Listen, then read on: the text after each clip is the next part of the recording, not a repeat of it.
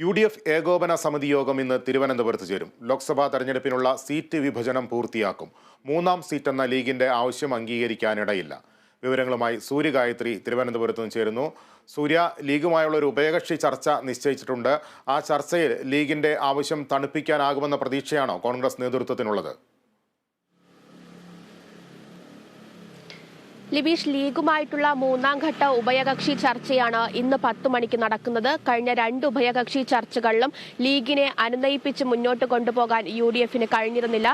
മൂന്നാം സീറ്റെന്ന ആവശ്യവുമായി ഉറച്ചു നിൽക്കുകയാണ് ലീഡ്.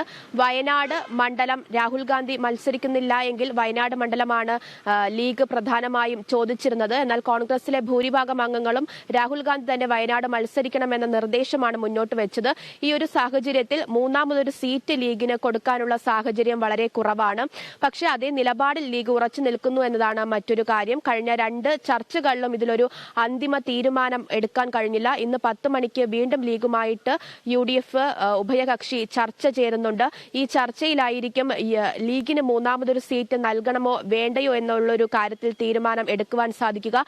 എന്തായാലും ഇപ്പോഴത്തെ ഒരു രാഷ്ട്രീയ സാഹചര്യം കണക്കിലെടുത്ത് ലീഗിന് മൂന്നാമതൊരു സീറ്റ് നൽകാൻ കഴിയില്ല എന്ന് നേതൃത്വം മുൻപ് തന്നെ വ്യക്തമാക്കിയതാണ്. എന്തായാലും ഇന്നത്തെ ചർച്ചയിൽ അത് വ്യക്തമാകും. തുടർന്ന് 5 മണിക്ക് ഏകോപന സമിതി യോഗം നടക്കുന്നുണ്ട്. ഇതിൽ പ്രധാന അജണ്ട സീറ്റ് വിഭജനം തന്നെയാണ്. ആർക്കൊക്കെ ഏതൊക്കെ സീറ്റുകൾ നൽകണമെന്നടക്കമുള്ള ചർച്ചകൾ ഏകോപന സമിതിയിൽ ഉണ്ടാകും. അതിനുശേഷമായിരിക്കും UDFന്റെ കോൺഗ്രസിന്റെ സീറ്റുകളെ സംബന്ധിച്ച്, സീറ്റ് വിഭജനങ്ങളെ സംബന്ധിച്ച് വ്യക്തമായ ഒരു ധാരണ പുറത്തു വരികയുള്ളൂ. മറ്റൊരു കാര്യം, INTUCയും ഇത്തരത്തിൽ സീറ്റ് ആവശ്യപ്പെട്ടിട്ടുണ്ട്. ഇത്തരത്തിൽ സീറ്റ് വിഭജനത്തിന്റെ കാര്യത്തിൽ വലിയ രീതിയിലുള്ള ചർച്ചകൾ ഇന്ന് ഏകോപന സമിതിയിൽ ഉണ്ടാകുമെന്ന കാര്യത്തിൽ സംശയമില്ല.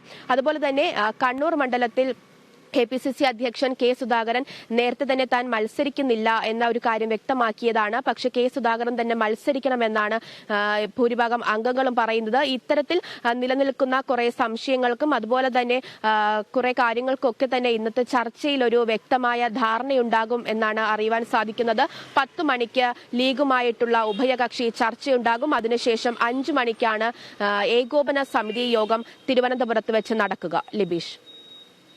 ശരി സൂര്യ, UDFന്റെ ഏകോപന സമിതി യോഗവും ലീഗുമായുള്ള ഉഭയകക്ഷി ചർച്ചയും ഇന്ന് നടക്കും. വിവരങ്ങളാണ് തിരുവനന്തപുരത്ത് നിന്ന് സൂര്യഗായത്രി നൽകിയത്.